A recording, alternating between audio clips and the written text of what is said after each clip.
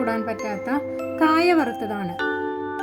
കുറച്ച് കാര്യങ്ങളൊക്കെ ശ്രദ്ധിച്ചാൽ നമുക്ക് വളരെ എളുപ്പത്തിൽ ഉണ്ടാക്കിയെടുക്കാൻ പറ്റുന്ന ഒന്നാണ് ഈ കായ വറുത്തത് അല്ലെങ്കിൽ കായുപ്പേരി.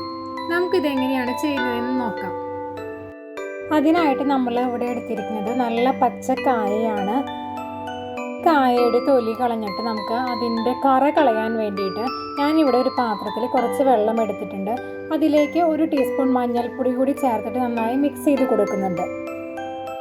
ഇനി കായയുടെ 2 ഭാഗവും ചെത്തി കളഞ്ഞതിന് ശേഷം നമുക്ക് തൊലി നന്നായി കളഞ്ഞതിന് ശേഷം ഈ മഞ്ഞൾ വെള്ളത്തിലേക്ക് ഇട്ട് വയ്ക്കാം. അപ്പോൾ നമ്മുടെ കായയുടെ കറയുള്ളതൊക്കെ നന്നായി പോയി കിട്ടും. കായ തൊലി കളയുന്നതിന് മുൻപ് കയ്യിൽ കുറച്ച് എണ്ണ തേക്കുകയാണെങ്കിൽ നമ്മുടെ കയ്യിൽ കറ പിടിക്കാതിരിക്കും. അതും കൂടി ശ്രദ്ധിച്ചോളൂ.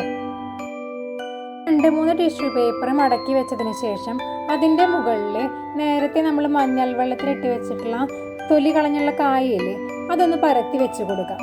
അതിനുശേഷം ഒരു 2-3 ടിഷ്യൂ പേപ്പർ കൂടി മുകളിലും കൂടി വെച്ചതിന് ശേഷം അതിൻ്റെ വെള്ളം ഒന്ന് നന്നായിട്ട് തുടച്ചെടുക്കാം.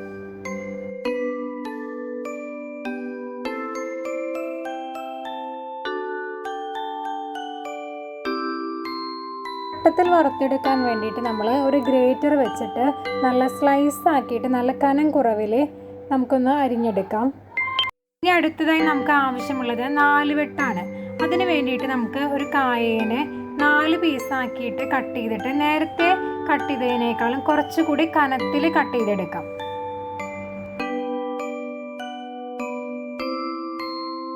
ഇപ്പം നമ്മൾ കായ വറുത്തെടുക്കാൻ വേണ്ടിയിട്ട് 2 തരത്തിൽ നമ്മൾ കട്ട് ചെയ്ത് വെച്ചിട്ടുണ്ട്. ഇനി ഒരു കടായി വെച്ചിട്ട് നമുക്കതിലേക്ക് വെളിച്ചെണ്ണ ഒഴിച്ചു കൊടുക്കാം.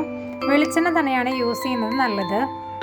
ഇനി ഒരു പാത്രത്തിൽ കുറച്ച് വെള്ളം എടുത്തതിന് ശേഷം അതിലേക്ക് 1 ടീസ്പൂൺ മഞ്ഞൾപ്പൊടിയും ആവശ്യത്തിനുള്ള ഉപ്പും കൂടി ചേർത്ത് കൊടുക്കാം. കായ വറക്കുമ്പോൾ അതിൽ തെളിച്ച് കൊടുക്കാൻ വേണ്ടിയിട്ടുള്ളതാണ്. ഇവിടെ എണ്ണ നന്നായിട്ട് ചൂടായിട്ട് വന്നിട്ടുണ്ട്. ഇനി ഇതിലേക്ക് നമ്മുടെ കായ കട്ട് ചെയ്ത് വെച്ചത് ചേർത്ത് കൊടുക്കാം. ഇനി ഇത് നന്നായിട്ട് നമ്മൾ ഇളക്കി കൊടുക്കണം, അല്ലെങ്കിൽ ഒരു പീസിൻ്റെ മുകളിൽ മറ്റൊരു പീസായിട്ട് ഒട്ടിപ്പിടിച്ചിട്ടുണ്ടാവും. അതൊന്ന് മാറ്റിയെടുക്കാൻ വേണ്ടിയിട്ടാണ് നമ്മളിതൊന്ന് നന്നായി ഇളക്കി കൊടുക്കുന്നത്. ഇപ്പോൾ നമ്മൾ കായ വറുത്തതിൻ്റെ കളറൊക്കെ ഒന്ന് മാറി വന്നിട്ടുണ്ട്. നമ്മളിപ്പോൾ ഒരു മീഡിയം ഫ്ലെയിമിലാണ് ഇട്ടിരുന്നത്. ഇനി ഇതിലേക്ക് കുറച്ച് മഞ്ഞൾ വെള്ളം നമ്മൾ നേരത്തെ തയ്യാറാക്കി വെച്ചിട്ടുണ്ടായിരുന്നില്ലേ, ആ മഞ്ഞളും ഉപ്പും കൂടി ചേർത്തുള്ള വെള്ളം ഒന്ന് തെളിച്ച് കൊടുക്കാം. നമ്മുടെ ചിപ്സിന് നല്ല മഞ്ഞ കളർ കിട്ടുന്നതിന് വേണ്ടിയും ഉപ്പ് ചേർക്കുന്നതിന് വേണ്ടിയുമാണ് ഇങ്ങനെ ചെയ്യുന്നത്. അതിനുശേഷം അതൊന്ന് നന്നായിട്ട് യോജിപ്പിച്ച് കൊടുക്കാം. നമ്മുടെ ഓയിലിലെ വെള്ളമൊക്കെ നന്നായിട്ട് വറ്റിയതിന് ശേഷം ഓയിലിലെ പത നിന്ന് തുടങ്ങുന്ന സമയത്ത് നമ്മുടെ ചിപ്സ് റെഡി ആയിട്ടുണ്ടാകും. നമ്മുടെ ചിപ്സ് ഇളക്കി കൊടുക്കുമ്പോൾ തന്നെ നമുക്ക് അതിൻ്റെ ഒരു ക്രിസ്പിനെസ് നമുക്ക് ഫീൽ ചെയ്യും. ഈ സമയത്ത് നമ്മുടെ ചിപ്സ് നമുക്ക് ഓയിലിൽ നിന്ന് മാറ്റി വയ്ക്കാം. ഇപ്പോൾ വളരെ ഈസി ആയിട്ട് നമുക്ക് ചെയ്തെടുക്കാവുന്ന നമ്മുടെ വട്ടത്തിലുള്ള കായ വറുത്ത് റെഡി ആയിട്ടുണ്ട്. ഇതുപോലെ നമുക്ക് ബാക്കിയുള്ളതും കൂടി ഉണ്ടാക്കിയെടുക്കാം. 4 കട്ട് ചെയ്തിട്ടുള്ള കായ വറുത്തെടുക്കാം. ആ എണ്ണയിലേക്ക് നമ്മൾ കായ കട്ട് ചെയ്തത് ചേർത്ത് കൊടുക്കാം. ഇത് നമ്മൾ കുറച്ചും കൂടി കനത്തിലാണ് നമ്മൾ കട്ട് ചെയ്ത് വെച്ചിട്ടുള്ളത്. അതുകൊണ്ട് തന്നെ കുറച്ചധികം സമയം നമുക്കിത് ഫ്രൈ ആയിട്ട് എടുക്കും. ഇതും നമ്മൾ നന്നായിട്ട് ഇങ്ങനെ ഇളക്കി കൊടുക്കണം. അല്ലാത്ത പക്ഷം ഒരു പീസിൻ്റെ മുകളിൽ മറ്റൊരു പീസായിട്ട് ഒട്ടിപ്പിടിക്കാൻ സാധ്യതയുണ്ട്. ഇത് ഫ്രൈ ആയിട്ട് വരാൻ ഒരു 6-7 മിനിറ്റ് പിടിക്കും. ഇനി കായയുടെ കളറൊന്ന് മാറി വരുമ്പോൾ നമുക്കിതിലേക്ക് മഞ്ഞൾ വെള്ളം ചേർത്ത് കൊടുക്കാം.